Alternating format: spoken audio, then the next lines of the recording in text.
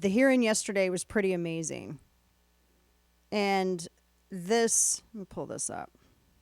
Back and forth that he had with, like, for instance, whether it was Josh Hawley or whether it was Senator Ted Cruz. Remember the State of the Union address? Biden was talking about, any kind of threats, like threats from the right, et cetera, and he mentioned Paul Pelosi and decided to link this leftist that attacked Paul Pelosi and make this leftist like he was some kind of Republican voter. And right there in front of him sat Brett Kavanaugh, a guy who actually had a guy who was going to assassinate him. Biden didn't even mention that. So this was an interesting discussion, audio soundbite 3, between Cruz and Garland yesterday during this hearing about ignoring those threats to those justices. Listen. I sent 70 United States Marshals. Let me try again. Has the Department of Justice brought even a single case under this statute? It's a yes/no question. It's not a give a speech on the other things you did.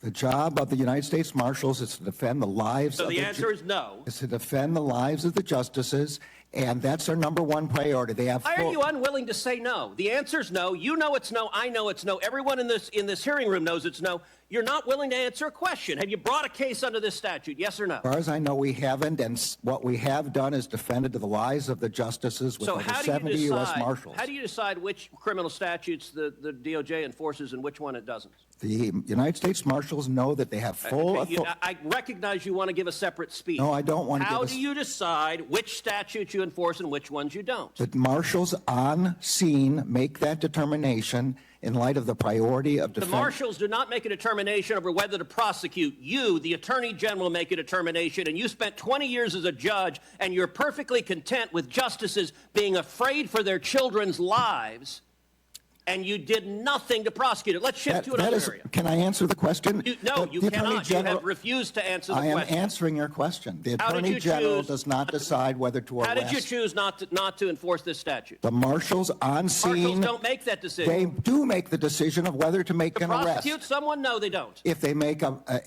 Marshals do not have prosecution. If they make an arrest, then it goes to the Marshals. Let's change topics because our time is limited. Ooh.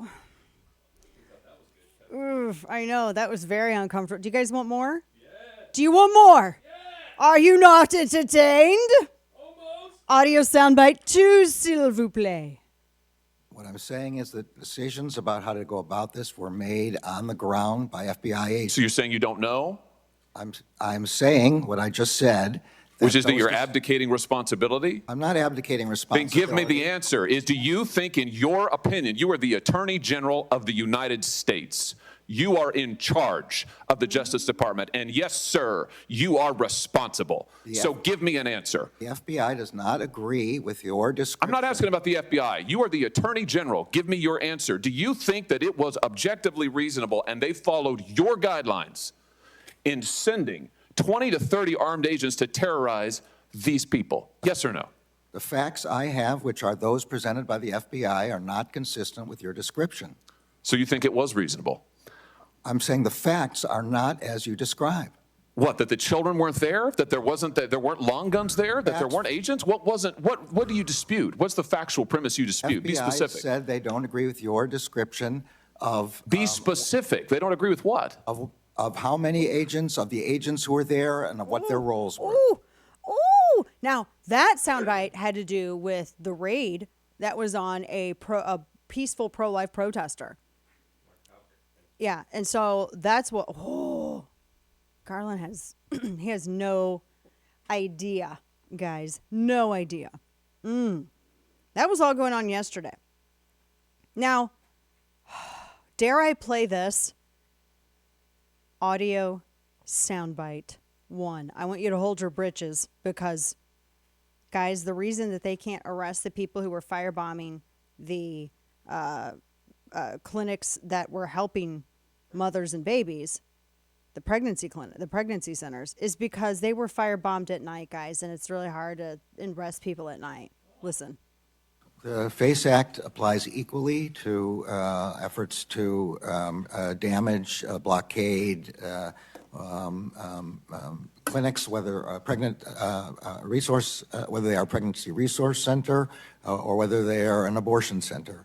It applies equally in both cases, and we apply the law equally. I will say you're quite right. There are many more prosecutions with respect to the blocking of the abortion centers, but that is generally because those actions are taken with photography at the time, during the daylight, and seeing the person who did it is quite easy. Those who are attacking the pregnancy resources centers, which is a horrid thing to do, are doing this at night, in the dark. We have put full resources on this. We have put rewards out for them. It's because it's at night.